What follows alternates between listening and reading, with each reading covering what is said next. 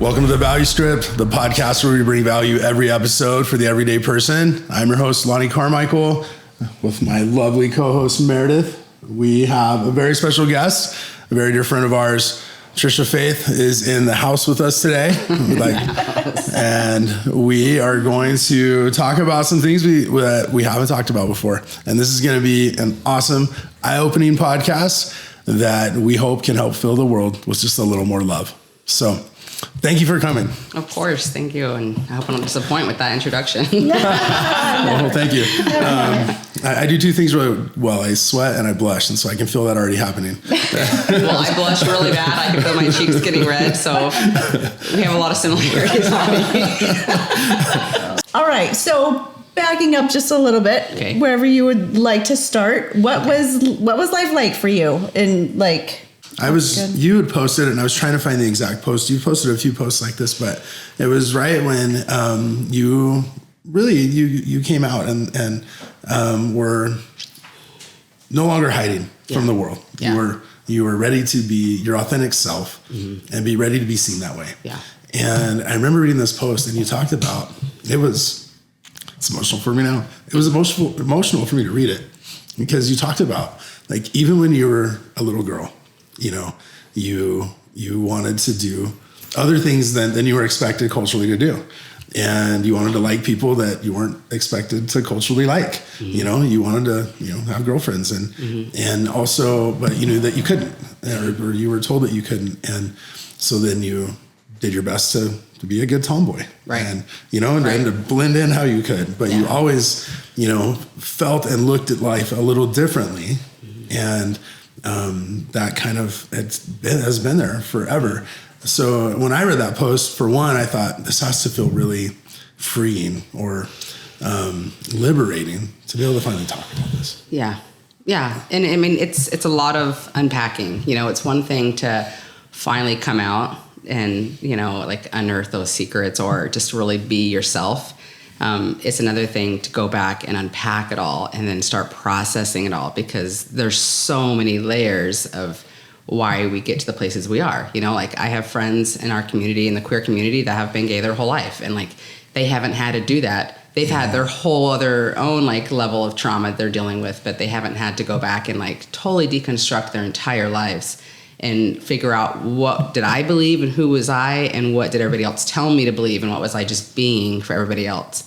Well, so those are two heavy hitters. Yeah. I mean, it's huge. Because I think, I can relate to times in my life and when I've had to decide, okay, who am I going to be versus who am I expected to be? Right. Or who was I told I needed to be or I could be versus who do I want to be? Right. Right. And I still kind of struggle with trying to find the real traction in my own identity that I can be comfortable with. And we're not, and that's just, Lonnie being Lonnie, certainly not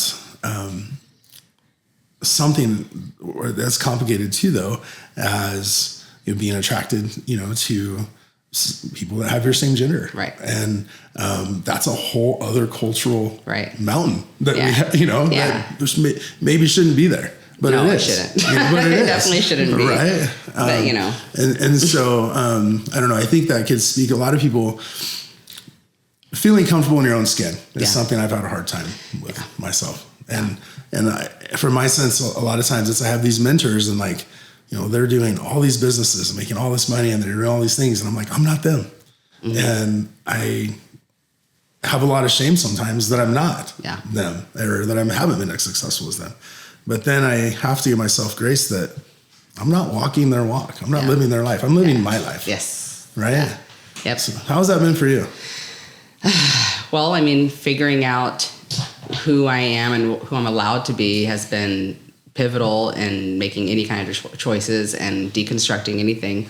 I mean, I feel like we all go through similar stages of that, of what do I believe and how am I going to show up in the world? And am I pretending to be something that I'm actually not, and feeling like you're an imposter, right? I think that's a common thread. I mean, I feel like everybody who goes to college has to decide, am I going to church on Sunday? Am I not going to church on Sunday? Am I going to drink? Am I not going to drink? We have to make choices every stage of our life of who we're going to be. And it's are you making those choices because it's who you are or because you're afraid of others? or you're afraid of shame. Well, and we didn't grow up in the same community exactly, but Right. growing up in the church, it's a very, very structured, Yeah. very rigid Yeah. community. Yeah. And how was that for you? Did you ever really feel a part of it? Yeah, I did. Yeah. And leaving the church has been the hardest thing I've ever done in my life, because it was everything to me. Yeah. It was my community. It was like my foundation, right? Like I built my whole life around the church because it was the thing that I felt like was keeping me on the earth, like solid, and gave me any kind of identity. Right. Right. Growing up in the church. So I haven't shared a lot of my like childhood or past, but I grew up in a loving home. We did a lot together. I was surrounded by aunts and uncles and cousins and siblings that, I love so much.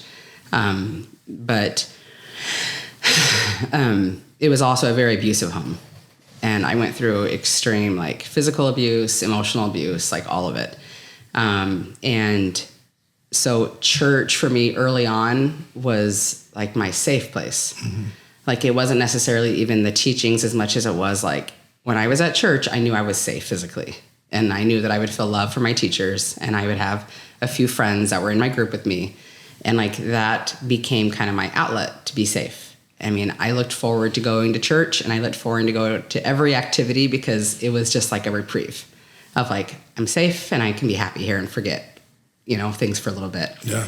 And hoping to get noticed, like hoping to kind of be saved, and that never happened. Right. But, I guess I was just really good at hiding. Like I was trained very young to hide like real stuff, right? Because you go to church and you just smile and everything's great at home, like your parents have callings, like you're all, nobody knows what's actually happening at home. Mm-hmm. And so then I started really getting involved in church because of that. And if you're going to church and you want to be involved and, you want to talk to everybody and be social and you want to serve and like help out with activities, like you're going to be used, and mm-hmm. I had every calling, like every stage of the game, I had the calling. Right. And so that church service became a part of my identity, and that feeling of being needed and wanted, to fulfill whatever responsibility was needed. Like that was a part of my identity, and I loved it. Like it felt good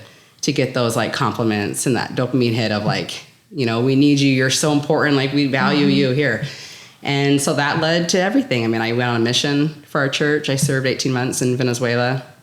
And we was cut short a little bit because of sickness, but I served a mission, and I did the thing. Like I came home and, obviously I got married and, did all the callings since then. And right. It's, I would say that up until, the last 2 years, it was an identity that I didn't really understand, or I didn't get like why it's hard to come to the realization that the thing that you loved so much was a part of the pain. And that has taken a lot of processing to figure out like why I stayed in the closet as long as I did. Yeah. A lot of things happened early on, whether it was in lessons, the things that were said at church that made me feel like so much shame and like, well, I can't possibly be that, Right. Mm-hmm. And then like books I had to read on my mission, that said that being gay was second to murder. Like it was this space of like, how is it that this church that's everything to me and like God that is everything to me also like thinks so badly of me, like who I am, like how can I like possibly process those two things, And I think I differ a lot in like people in my community, in the queer community. I differ in the sense of I've never wished to change. Like you're going to hear a lot of people, especially religious people in the community, say things like, I try to pray the gay away, or, mm-hmm. Things like that. I never did that. Like, it's who I am. Like it's me. And I've never denied that. I've never like tried to like change that, but I couldn't really process it. So I just like shut it down. So like shut it down completely. Have you been aware of yourself then your whole life? Like that, or that you had those thoughts or feelings or attractions? Like when did that become real for you? like as early as 11, Wow. like little things happened that I just knew that I was attracted in some way to girls, like, and so many little things happened. And in the book that I'm writing, like I talk about, like, it's kind of like when you're asleep and your alarm goes off and something, like, you are starting to become aware, like you're not in reality, like you're sleeping, and then you push that snooze button, you go back to sleep. And so many things happened in my life that kind of started waking me up, but then I would just freak out and push the snooze button and go back to sleep. Right. So I would say that I've always known that I was gay, but I didn't really quite understand it. And so many factors go into there. I mean, the fact that we're not allowed to talk about it, like, how can you really understand who you are when you're not allowed to talk about it? Right. The other thing. And who do you talk to? Right. There's nobody to talk to. Nobody. I mean, unless you are blessed to grow up in a community where it's not a bad thing, right? Like, you're just a human. But I wasn't raised that way. And so, like, trying to understand that is almost impossible until you're old enough to, like, actually do that work, you know, and brave enough, because it's scary as hell. Like, can't even begin to tell you. But then, like, the other part is just, like, once you start waking up to it, it's also like trying to figure out, well, am I? Because I don't quite understand it. So, like, maybe I'm not. Like, if you're not allowed to talk about your sexuality, and, like, especially, like, in a religion like the Mormon religion, like, there's so many things you're not allowed to do or really talk about until after marriage. Right. You know? So how are you supposed to, like, really even know? I mean, people have asked me, like, how did you marry your husband? Like, why did you marry your husband? Like, how could you do that to him? You know? And I'm like, I hoped that he would be enough. Like, I hoped that I would be happy. Like, I didn't go into it trying to, like, use him for kids. You were trying to do the right thing. I was trying to check off my boxes and do all the things that I had to do in order to get to some end goal of eternal happiness. Right. You know? Right. So, like, there was no deceit in anything I ever did. Like, I was deceiving myself, if anything, you know? and all along, you know, going on a mission and doing all the service and serving in the callings, even if that was hard to not necessarily be your authentic self outwardly, you were still doing a lot of good. Yeah. You know, you were bringing good to people's lives, and you were, and so doing good came to your life too. I'm guessing. I don't want to assume for you. I know in my life it was like that for me. You know that, and so it helps reinforce that. Oh, these are good things. Yeah. You know, and like the gospel does bring a lot of great. Oh yeah, know? I've learned so much, and that's it. You know, that's a really good thing that I did want to, like, to just touch on is, like, I've had a lot of people hurt in my life from my past that I love, like, so much to this day, and they have felt like, because of the post or because of things I've said, that I am a completely different person today than I used to be. And, like, that's just not the case. Like, I am a different person. Like, I hope we all are. Like, we're all evolving. Right. So I am different, but, like, I'm still me. It's just I'm all of me instead of just a slice of me. You know, like, I'm not editing everything I say and do. You know, my friendships were real. Like, the things that I did were real. Like, I loved my mission. I had a great time in Venezuela. Like, I loved the people. Like, it was a life-changing experience for me. Do I also have a lot of hurt and pain that I've had to process because of what I was doing there? Like, yeah, like, that's just the truth of it. Like, it's been really hard for me. Right. The callings that I had, like, it's been really hard for me to process, like, what my callings were for years and years and years. And, like, knowing how I feel now, like, it's hard. That doesn't take away from the experiences I had. Right. I've also had people just feel really, like, send me messages of, like, feeling sad for me that I don't have, like, this grasp with that with religion or God that I used to have. And I've had to learn that, like, nobody owns my spirituality. There you go. Like, no organization owns my spirituality. Like, all those experiences I had were real and they were mine. Like, they were me. Right. And the difference is I'm not giving it away to anybody else anymore. Like, I'm not giving those experiences to somebody else that let me have those experiences. Like, they were mine. Like, the inspirations I felt, the comfort that I felt, the guidance I felt, like, that was me. It was real. It was real. Yeah. Yeah. And so it shouldn't take away from the experiences that I've had with people, right? Because those were real. So I think one of the things you touched on that I want to ask is when people, how it felt. I can only imagine how isolating that felt for you to almost be living your double life. Like, you're living the life you know you should be living for, you know, being true to your religion and what you wanted to be authentically real there, right? But then inside you, it didn't necessarily resonate all the way through your soul. So how can people show up for people like that and love and support them through a really difficult identity crisis? Really, is that a fair word to say? Identity crisis? That sounds so negative, but like you come to this realization of like, okay, who I am and who I really want to be doesn't necessarily go with what I've believed and been taught and lived for the last 40 years. Yeah.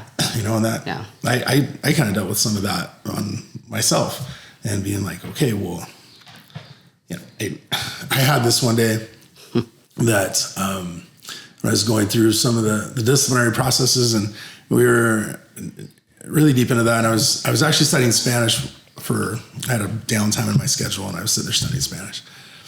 And my brain was able to just kind of be free and think. And then I had been studying about trauma bonding and relationships and abuse and those types of things. And I thought, man, I feel like sometimes one of the more abusive relationships I have is with the church.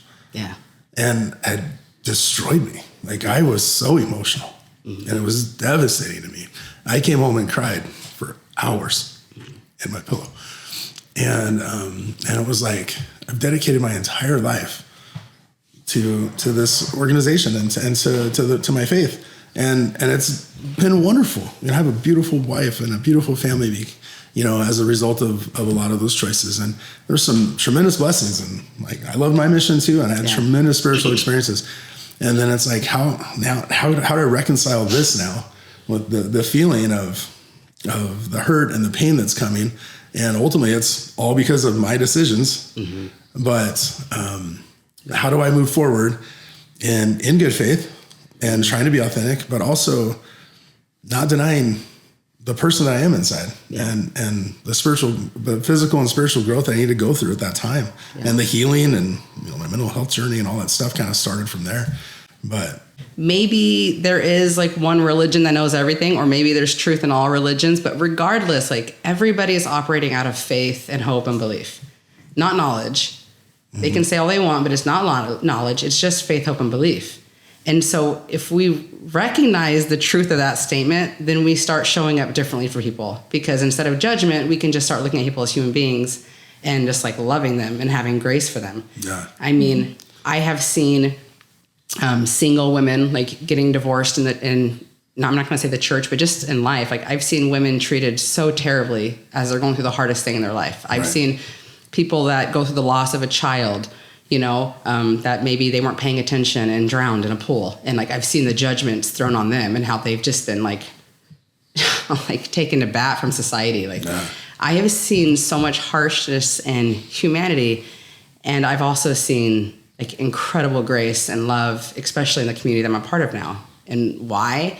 Because they've lost everything. Like, they know how it feels to be totally torn apart just for their sexuality. Yeah. Like, they know what judgment looks like, right? And problems in a marriage, right? Like, I'm sure you guys received some judgment from that, right? And like, for what? Like, how does that help anybody? Right. That's one of the things I wanted to really point out. And we did a podcast. It was episode 10 that we did. I was talking about how I feel like there generally needs to be more love. Yeah. I specifically said in the church in that episode, but just more love in general. Like you don't know why somebody is acting the way they are today. Yeah. But what you do know is how you can affect it. I can control me. Yeah. And I can support and I can offer love. Yeah. And it's not my job to figure out if they're making right or wrong decisions. It's not my job to figure out, their long-term life plan. It is my opportunity to love and support, period. And that's it. Yeah. And that's been hard. It's been hard because you don't always receive it. Right. Right. You can feel that way, but it's so hard to, like, from the outside looking in, like, so many people want to like fix everyone. Yeah. You know what I mean? Like, you make an external judgment and it's just like, oh, well, I care about this person, so I want to help. Right. I want to help and I want to fix and but I think what gets lost so many times is just that love, that genuine love. Like, most of the time, people don't need to be fixed. They need to be loved and supported and just have that genuine, that genuine love that's real. And because that is healing for people. Like, if you really want to help somebody, just Like, quit judging, quit talking about them, quit trying to fix them. Yeah. Just love them. Like, yeah, I have found that, so I don't have a lot of anger anymore. Like, I've worked through that emotion. That was definitely a process, like a step in the process. And what I've really learned for myself, or at least what makes me feel better about the situation, is just knowing that most people, like you said, like, most people do love me. I know they do. Like, my friends and family, my community, people in church, like, I know that most of them genuinely love me. And I feel like the break in our relationship has been a lot out of fear, like fear for me, concern for me. A lot of it has been just incredible discomfort, right? We are a part of a generation right now that is incredibly uncomfortable talking about hard things. Right. And because it was taboo, like, right, we were raised by people that said, like, you don't talk about what, like, God, politics, sex, and like finance. Like, you don't talk the most important things in our life. Like, we're not allowed to talk about the things that we all need to talk about, you know? Yeah. And so, like, people are just so uncomfortable. And the thing about me is it's uncomfortable to have hard conversations, but I'm not scared to have them. And I will always have them, especially if I care about you. Like, if I care about you, I will do any kind of hard with you, right? I just want to have the conversations. Questions, like, ask me questions, like, tell me the things that you're afraid of. Tell me the things that you're worried about, right, for me. Like, tell me the things that are upsetting and that you're angry about. Like, tell me those things, and then we can discuss them. But most people haven't built that muscle. Like, it's just not a muscle that they've been raised to do. And they are not willing to take that step. And so weeks and months and years go by. I mean, I have siblings that I haven't talked to in almost 2 years. Oh, wow. That refuse to answer my texts or phone calls. Wow. Just since you came out? Since I came out. Wow. Yeah. Just because now they know you're gay. Yeah. And then just cut you off. Is that a religion thing for them? Or yeah. It's a religion thing. Yeah. And again, I know that it's just because, well, and I don't want to speak for them, but I feel that it is just because they're uncomfortable and scared for me, and they do love me, but they don't agree with my choices. I haven't spoken to them, and they haven't returned those phone calls or texts, but they have sent me messages of letting me know how they feel about me. Gotcha. And what I'm doing to ruin my kids' lives. So like, I've had the judgment and criticism, but I haven't had like the love and support. And this is not, I'm not asking for pity right now. Like, please, like, don't do that to me, because I've been through that already. Yeah. But I know that if we can start developing those muscles of hard conversations, like, everything can change. And going to what you said, Meredith, like, because we're afraid for people, and I know this, I'm a mom, like, I know what it feels like to be afraid for my child, or for not even being a mom. Like, I know what it feels like to be afraid for one of my siblings, or for my parents, or one of my dear friends. Like, I know that fear, especially when they're making a choice that I think is wrong, right? Or in the past I thought was wrong, because I definitely had those judgments, and I regret so much some of the things that I felt and did, you know, earlier on in my life. But when you have that fear and stuff, like, you feel like you have to like control what they're doing, because that's going to be safe. Like, if I can control them, they're going to be safe, right? Really what you're saying is, if I can control them, I will be more comfortable, right? It has nothing to do with safety. Yeah. It's like, I will feel more comfortable. Yeah. It'll make me feel better about what they're doing. Yes. It'll make me feel better at what they're doing, because it's something that I understand and I'm comfortable with. Well, I live in the in the discomfort. I live in the uncomfortable. Like, I live in the unknown. And it's really, really scary, but it's really rewarding, and it's beautiful. And I'm learning so much, like, expanding so much. And like, if people could just realize, like, if I just loved, like, if I just made the decision, I'm going to love them, like, that is the scariest thing we can do. Because you're like that mom bird kicking the kid out of the nest, saying, like, I have hope that you're going to fly. You might die, but I'm hoping you can do it, because that mom bird can't actually flap the wings for the baby. Like, that is like the ultimate sign of love, is just trusting, you know, that choice to just love somebody is one of the bravest things you can do, because what you're saying is, I am extremely uncomfortable. I don't understand anything that you're going through, but I will love the hell out of you. And I will be here for you. And if you fall, I'll be here to comfort you. And if you soar, then I will be so proud of you. But I will love you through it all. And let go of all the fears of your choices are going to lead to this. Because you don't know that. Right. Like, you don't know that. And the people that have just given me space to just love and like to learn to love myself, that is where I have had all of my growth. Like all of my growth has happened just from people that have just created a space for me to be brave and to feel loved. That's awesome. Right? The growth does not happen in the controlling environment. Right.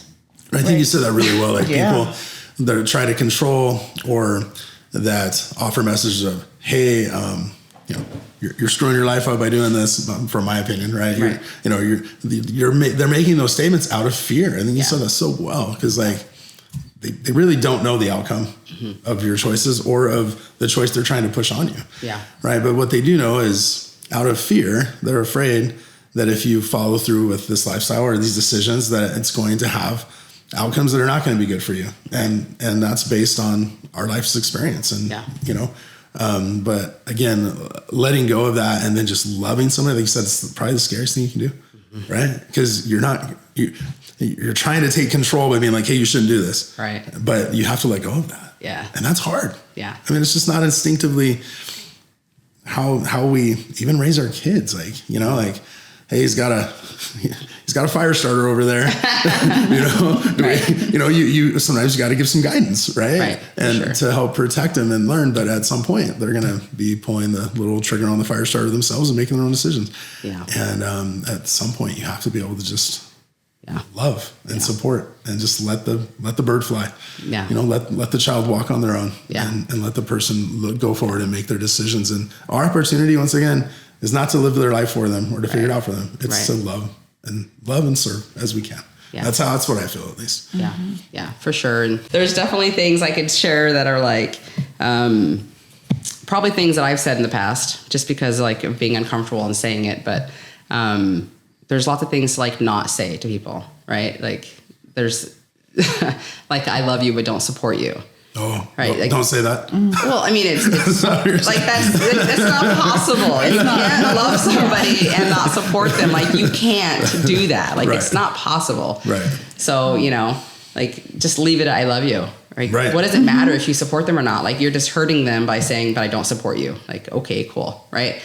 It's very divisive to start. I mean, we talk about it all the time. It's like a very, cliched like topic of like putting people in boxes and like creating like lines. Like it's just sexuality in general is a very divisive topic because people won't admit that they don't understand it. Like they feel like they know what it is. And they like, just because of whatever, because of the way you're born, like it fits like this. This is what makes sense. This is the only way it could be, right? Right. When sexuality is just as fluid as how many, skin colors there are and eye colors and heights. Like it's just a part of us. Like, and there are straight men that are all over that spectrum as far as how into women they are and how close to maybe liking men they are. They won't ever admit that. And women are the same. Like we're all just very fluid beings. And like, why put us in boxes of like, this is not possible?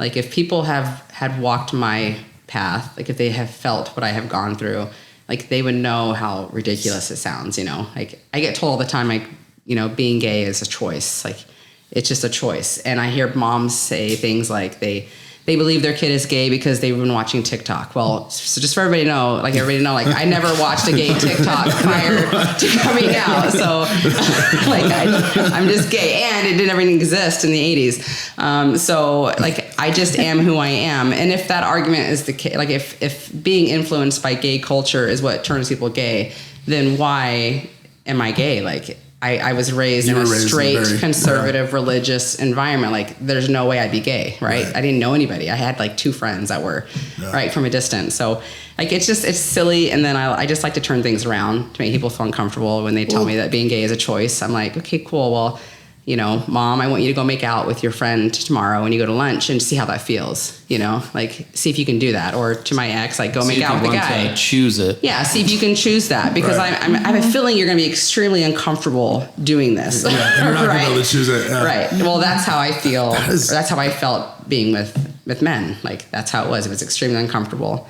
It was putting on a scene. I was constantly like repeating book scenes or movie scenes that I had watched because I was just trying to follow the steps and like be that person. This is what it's supposed to be like. Yeah, like it's supposed to feel this way. To do the right thing. And like I was trying to recreate things because I wanted it to be real. Like I wanted to be able to do that.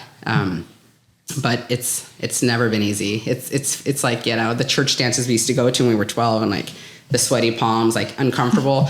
Like that has been my entire life. That has been my entire life of dating has been uncomfortable. Super easy, comfortable with women, extremely uncomfortable with men, only when they liked me.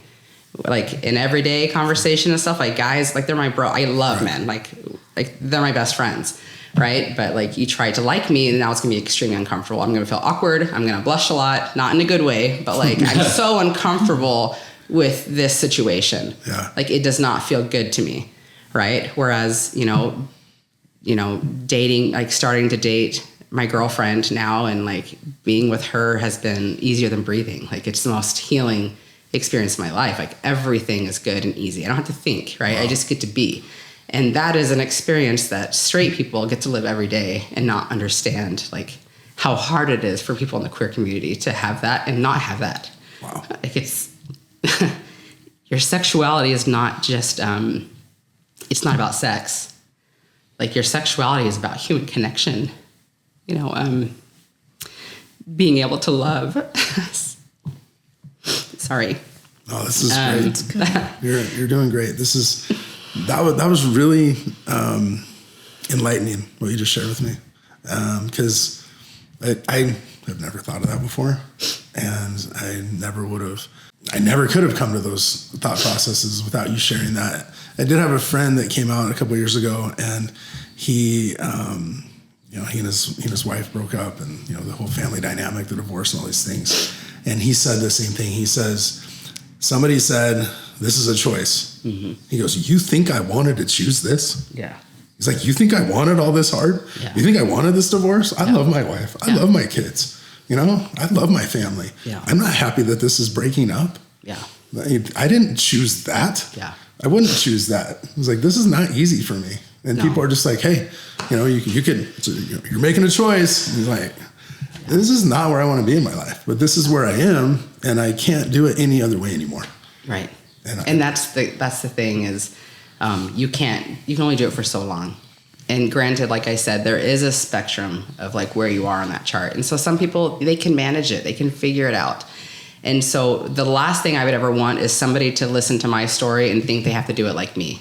Right? Or not do it like me, because every single person, especially in the queer community, they have their own story, and they're somewhere on that spectrum. I don't know where they're at, right? For me, it's I am a lesbian, like I'm gay, like I'm not even close to the men's spectrum, right? Like I don't want to ever go near that, right? No. Not because of a dislike of men in general, but just because it's not who I am, right? And so like that human connection piece is everything. And to give that up, like you're asking somebody to give up like their soul. Like you're asking somebody to not love. And for me, like I'm a very physical person. I'm a very loving person. I love really big. And so like not being able to love my ex-husband and not being able to just like fully like physically love him and like want to hold his hand, want to like scratch his back, want to just like sit next to him on the couch. Like I didn't want to do any of those. I had to do everything out of like forcing myself, right? And to do that every day for 16 years, like it was killing me. There's a reason why people in the community, especially when they come from a religious background where there is that shame and fear of hell, like there's a reason why most of them go down roads of addiction, suicide, depression. Like there's a reason why the numbers are so high in religion. Right? Because they're giving up their lives to be loved and to be welcomed and accepted into church. Wow. Like they literally are making a choice between like, will people love me or am I just going to lose myself? Yeah. Well, 3 years ago, I made the decision to, I was messing around. I had a drink with my friends on my birthday. It was the first time in my life that I'd ever had a drink of alcohol. I felt so good that night. Like I had so much fun. And a few weeks later, I hurt my back at CrossFit. I threw my back out and I was given pain meds for my back. I was given Oxy and I felt really good. Like I felt really happy and I felt like relaxed for the first time in a long time. Wow. And that led to a slow addiction of Oxy. Oh, wow. And what I realized a year after starting that addiction was I was taking Oxy at the same time every day. And it was about half an hour before my ex-husband got home. Oh, wow. Because it would just help me relax while he was home. And that was the road I was on. And 2 years ago, when I realized that, like, that was my waking point. That was the, like, I'm doing all of this to pretend to be somebody that I'm not, and I'm losing myself. Yeah. Like, I don't know where my life is going to be if I continue down this road. And once I realized that, it was like, I don't care how hard this is going to be. Like, I can't do this anymore, you know? And I made the decision at the time. I truly believed I was choosing loneliness and isolation, but that was better than lying and losing my life. And so I left my husband and I came out and I did all those things, like thinking and feeling that I would be alone because of how I was raised and how my like prior experiences with dating had been, and like how I felt about myself and how awkward I felt about myself and how I didn't have a lot of like confidence in my looks and how I showed up because I was pretending every day for 40 years. Like, you can't know what that does to a young girl. Like, not being like all the girls around her. Like, that was, guys, we could talk for hours about the effects of pretending to be somebody else has on people. Like, nobody can comprehend what some of these queer people are going through, right? And trans people that are going through. Like, nobody can possibly comprehend the pain they go through every single day, right? And so I had to, like, make that decision to wake up, to start being honest. And that led to where I'm at now, which has been a complete, like, and I share this because this goes along with, like, offering people grace, right? This has been a process of deconstructing my entire life and figuring out who I actually am. And that has meant slowly dressing the way that I want to dress. It means that having the kind of job that I want to have. Like, I've had to figure it all out because for my whole life, I've been doing what everybody has told me to do or what they expected of me to make them happy and comfortable. And now, for the first time, I'm being me. And the second I started being me, what happened? I lost my entire community. I lost my family. Wow. I lost my friends. And, like, if you try to imagine, like, how it feels to finally be you and to lose everybody. And so you have to go through the process of, like, am I lovable? Like, people don't love the real me. Right? You know what I mean? Like, I do want to speak to that for a second because, gosh, I love you. You've always just been my real, genuine friend. And that first post where you came out and were public about it, gosh, I just wanted to hug you because I could not imagine the pain that you were going through. But as Christians, I want us to all think about that. Like, think about the way we're showing up for people.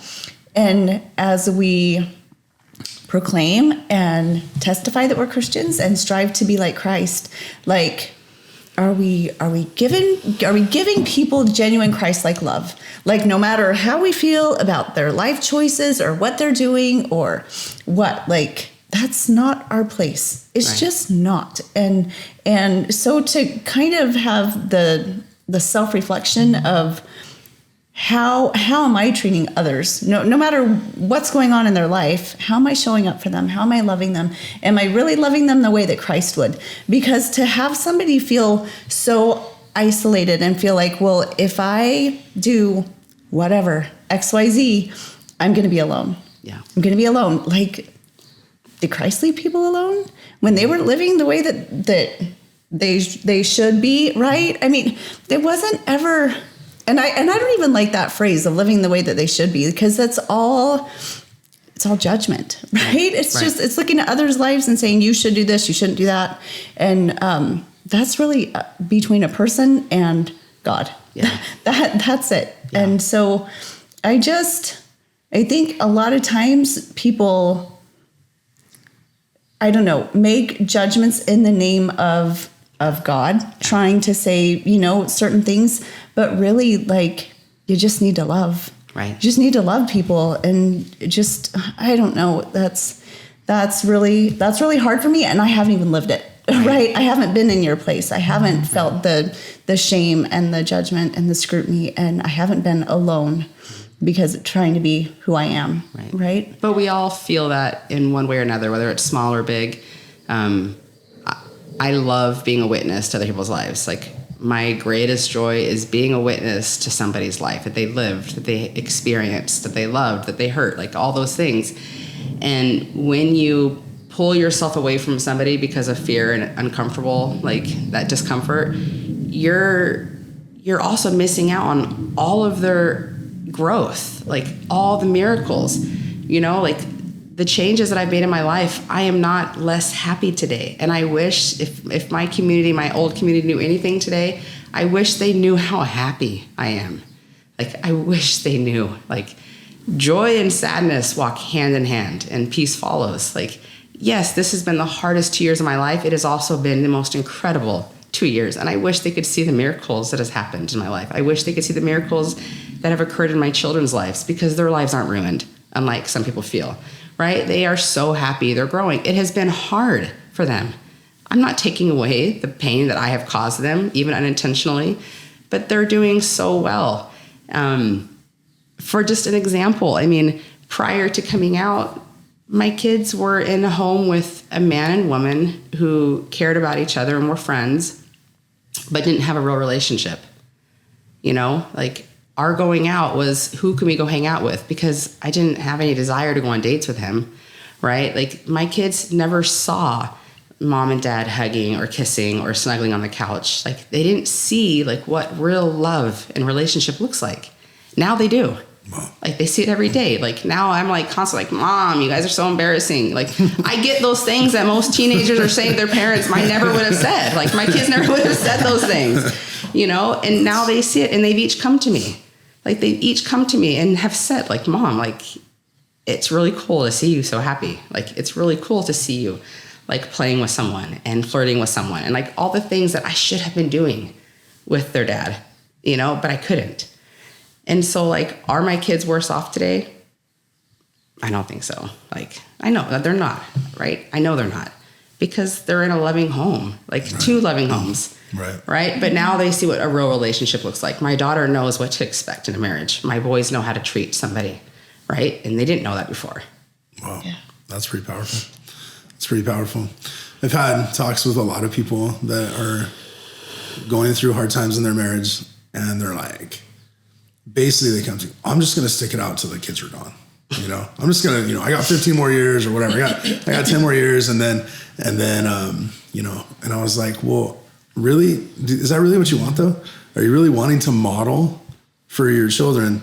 The ideal marriage relationship is one where, there's no love, right. Or one person's in the room most of the time, and the other person's out, right. In the home and with the kids, or there's no real love and chemistry. Like, is that really what you want to model for your kids? Yeah. And they're like, well, I don't want to model divorce either.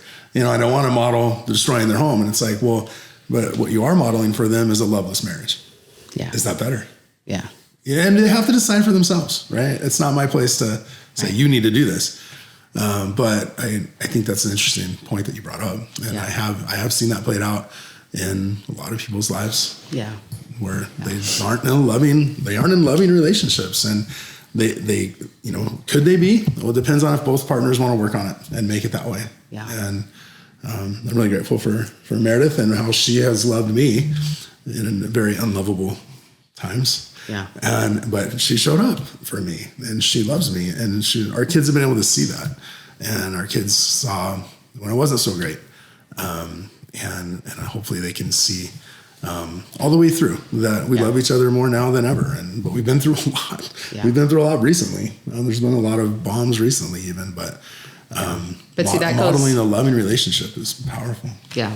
I just feel like so strong that goes back to what we were saying earlier about like these expectations that society has of what your life has to look like. Like, you get married and you're in that marriage for life. Right? Like, that is the model. And if you get a divorce, like you've done something wrong, or you've quit, or you've failed, right? Instead of like thinking about what happened prior. Like, did either one of them actually learn how to love in a relationship? Did they know what to look for in a relationship? Like, or did they just like have passion, get married, and like it was totally the wrong fit, right?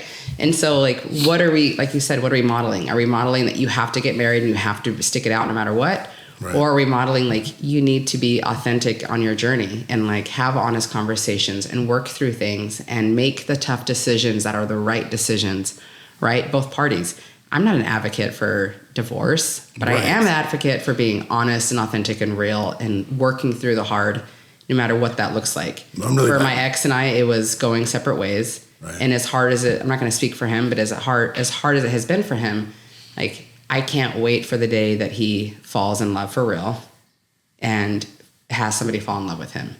Because I know I'll get that phone call.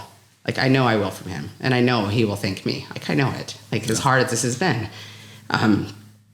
What are we advocating for? Right. You know, like, if you truly love each other and if you're attracted and if you guys had that base, right? Like, you fell in love and it was all there, then yeah, you better work really hard to keep it, right? For as long as it's right.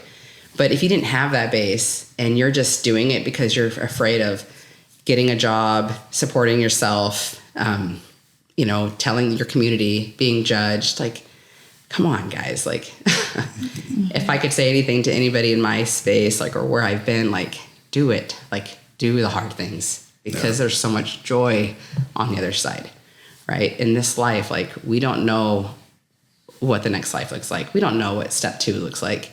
So, like, please be happy in this life. Like, choose that. I appreciate it. You spoke to both sides of that because, you know, like you said, we're not advocating for divorce. No. Like, and obviously I think, you guys are not. and I think it's good that culturally it is, you know, looked at as a big deal that you don't want to do because it helps people not just hit the exits the first time things get awkward and weird, you know, and we don't just have people just running away from each other. And actually, you know, there is a bond and there is a platform and a framework for you to work together to hopefully bring each other together and things. But again, are we, is it abusive? Is it loving? What's the relationship, you know, the base for the relationship and what are we modeling for our kids? Right. Is it a loving husband-wife relationship? And if it's not, can it be? Right. And if it can be, great. But if it can't be, then there needs to be some realizations, some real conversations had about what are the best steps for our entire family moving forward. And, you know, this would be a great place to stop, but I do want to encourage people. This is one of the areas of relationship that I feel people probably have questions about, and people are going to have comments, and, you know, people, hopefully we're not trying to hurt any feelings, but we are trying to encourage authenticity. And so we would love to hear the viewers that are watching and listening. We'd love to hear your questions. We'd love to hear your thoughts. Encourage you to keep it kind and loving and have grace for each other as we do that. And we'd like to encourage you to tune in to our next episode of The Value Script. Don't forget to do your part to like, share, and subscribe. And we'll see you next time on The Value Script.